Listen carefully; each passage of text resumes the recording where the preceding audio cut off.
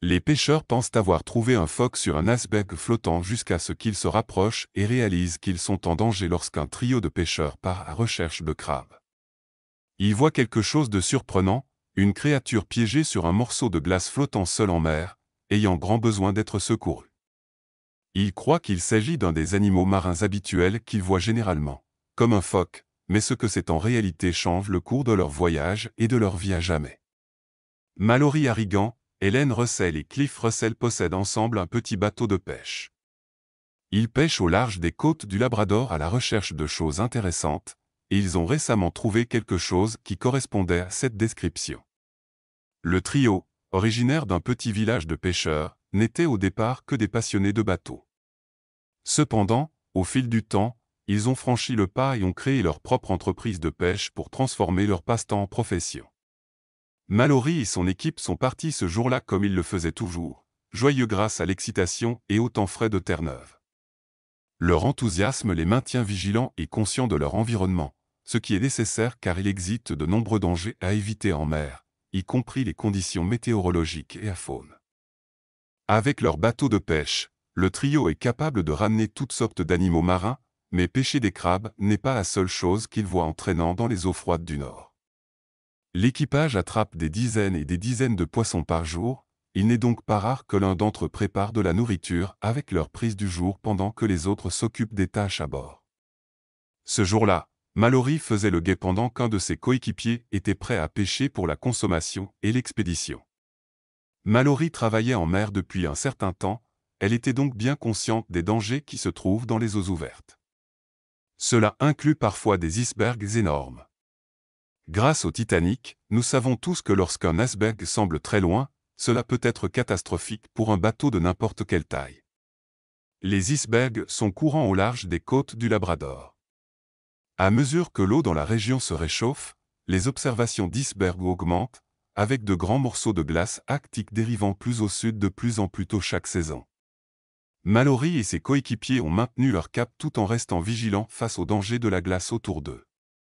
Alors que l'équipage se trouve dans des situations dangereuses, ils ont besoin de toutes les mains disponibles pour s'assurer qu'ils restent en sécurité et ne dérivent pas vers les géants glaciaires.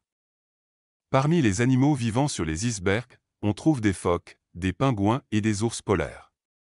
Il n'est pas étrange pour Mallory et son équipe de rencontrer ces animaux lors de leur voyage, et s'ils ne les dérangent pas, ils peuvent tous deux profiter du paysage océanique sans altercation. Mais ce qu'ils allaient voir ne suivait pas ce code. Un jour fatidique, ils pêchaient des crabes lorsqu'ils sont tombés sur quelque chose de très différent sur un grand morceau de glace, mais qui fondait rapidement. Ils ont repéré un animal inhabituel au loin. Les pêcheurs ont d'abord pensé que la créature était un phoque arctique se prélassant tranquillement sur un iceberg flottant.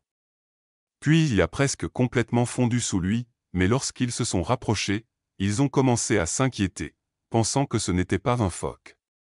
La créature était petite et poilue, et elle semblait effrayée. Et elle avait raison d'avoir peur, car elle n'avait pas longtemps avant que son perchoir glacé ne se brise complètement. L'équipage était aussi effrayé car ils n'étaient pas sûrs de la façon dont cet animal réagirait à leur présence. Lorsque le bateau s'est approché suffisamment, les pêcheurs se sont rendus compte qu'ils avaient trouvé un petit renard arctique, froid et affamé. Il était évident que le renard n'aurait pas dû être aussi loin en mer tout seul, et il n'y avait aucun moyen pour lui de nager jusqu'à la rive s'il tombait de l'iceberg.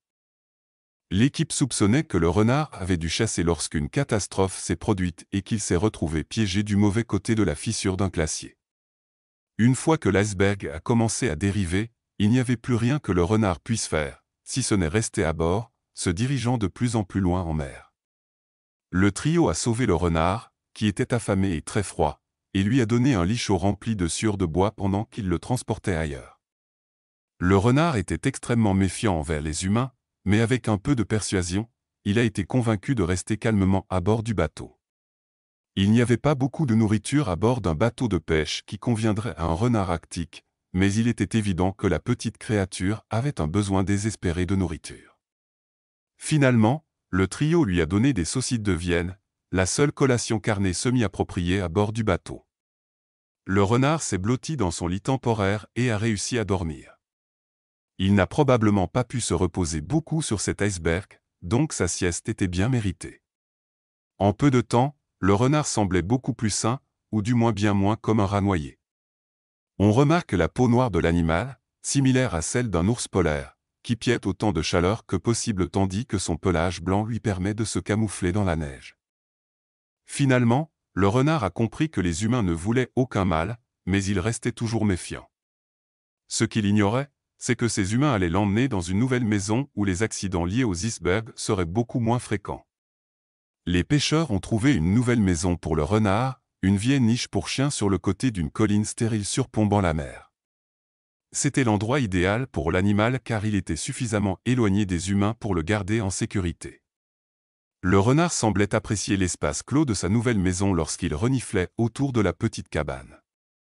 Puis, semblant un peu plus audacieux qu'il ne l'était sur le sommet de l'iceberg, il commença à explorer les environs. Eh bien, cette zone est herbeuse pendant les mois plus chauds, elle est couverte de neige épaisse en hiver, ce qui devrait être parfait pour le petit renard. C'est dommage que le renard ne puisse pas retourner chez lui, mais étant donné son échec avec l'iceberg, cela pourrait être pour le mieux.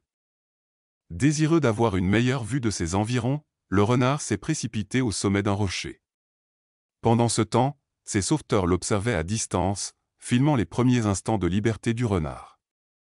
Soudainement, prenant conscience qu'il n'était pas seul, le renard s'est retourné pour croiser les yeux de ses amis humains.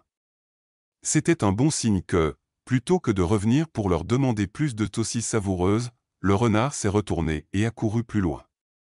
Manifestement, il ne s'était pas trop attaché aux humains à cause de son épreuve, ce qui est bon pour sa santé et sa sécurité future. Malheureusement, des animaux comme ce renard subissent de plus en plus les effets négatifs du changement climatique, et cela ne fera qu'empirer dans les années à venir. Les scientifiques estiment que la montée des températures marines va rapidement détériorer la glace restante au pôle de notre planète. Heureusement, ce petit renard était en sécurité et a pu s'élancer dans l'épaisse herbe de sa nouvelle maison. Mais tous les animaux arctiques ne seront pas aussi chanceux. Nous espérons que des gens comme Mallory Harrigan et ses amis seront là pour secourir d'autres animaux qui pourraient se retrouver en danger, mais ils ne peuvent pas être là pour tous. Alors que le renard disparaissait dans les étendues sauvages de sa nouvelle maison, sa petite silhouette s'effaçant dans les collines herbeuses, les pêcheurs observaient en silence. Là, sur cette colline stérile surplombant la mer, une vie avait été sauvée, un avenir avait reçu une nouvelle chance.